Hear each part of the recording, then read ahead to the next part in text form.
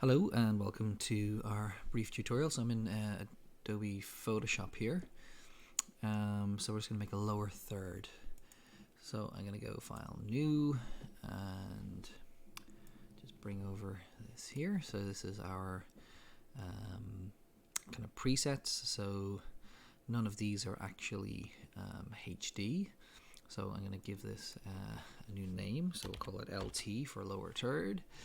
I'm measuring in pixels and I want this to be HD, which is 1920 by 1080, and it's landscape, and we're 72 pixels per inch, 8-bit color, and we'll give it a white background.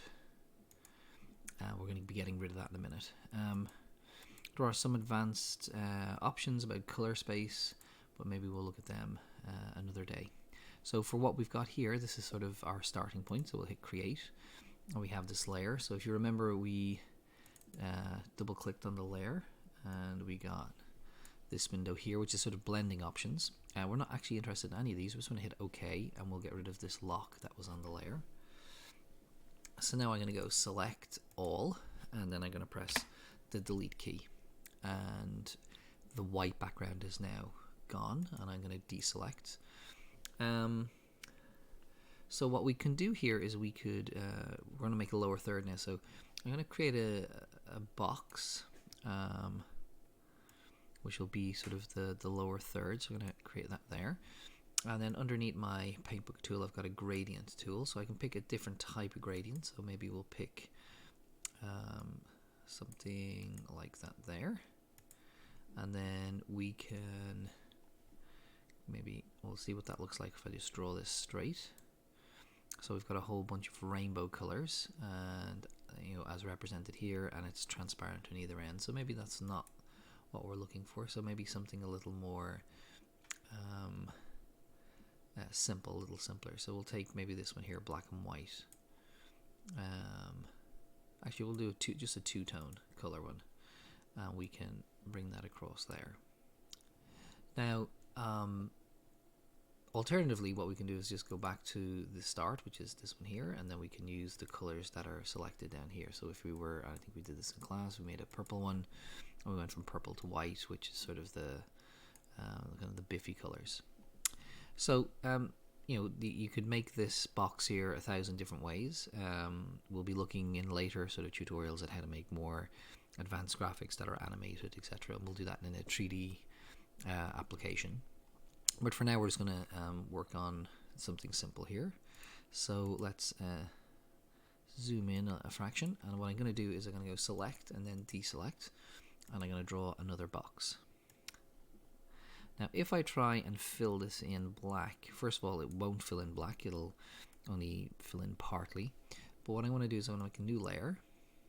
Oops, new layer. And we'll call this new layer, there's my box there, we'll call this line. So now I've got my line, and I'm going to color that in black. And we need to go back to our paint bucket tool, and we'll just click in there. So I've got a black line. And if I don't like how solid it is, I can change its opacity a little bit. And all we're using that as a guide for our text. So I'm going to click on T for text. And when I click onto the scene here, it'll create a new text layer, and that's very small, so let's increase the size of that. So we'll bring that up to say 60, and we'll put in I don't know, let's put in David McDavid as a name. So I can move this into place by clicking on the move tool, and we can make that a little bit smaller, so we'll say 48, and then we'll give David McDavid some sort of profession. So we'll click on T and we'll click underneath, and we'll say David McDavid is a teacher. Okay, and then click on the move tool and reposition this, and then we will take, say, the teacher here and make it maybe a tiny bit smaller in terms of font size, and maybe reposition it. Now, when we did this in class, some of the text was kind of cut at the side, at the left-hand side. So Let's be careful to take all of this, all of these layers. So I can select them all, hold down the shift key. And with the move tool selected, I can just move everything in slightly to the right so that we don't get that clip on the side. And so that's that's probably far too big, so we've only a small bit of text and the lower third is huge.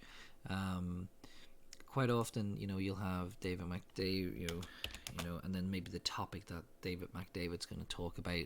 So there may be more text. If there's no additional text, maybe the background graphic is too big. So these are all sort of simple and kind of aesthetic choices that you'll have to make when you're planning your own TV program.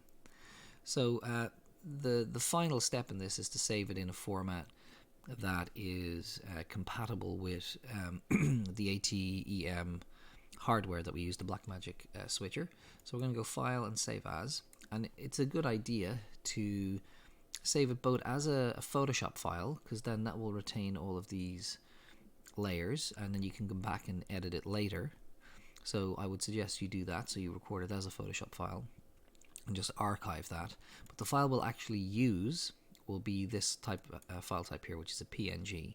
And when we were in class, what we talked about was the reason we would select this, and that's because it can have an alpha channel in it, which is this white and grey kind of hashed pattern, which is basically transparency, which will allow us to look at video play in the background.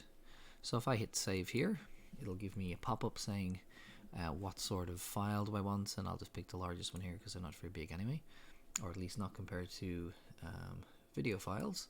So if I minimize that, you can see here this is the icon, and this is the file that we've just made, and it's only 100k, so it's quite small, and you can see its resolution. So we'll leave it at that. That's just basically a quick recap on what we did in terms of making a lower third to use in a live TV program.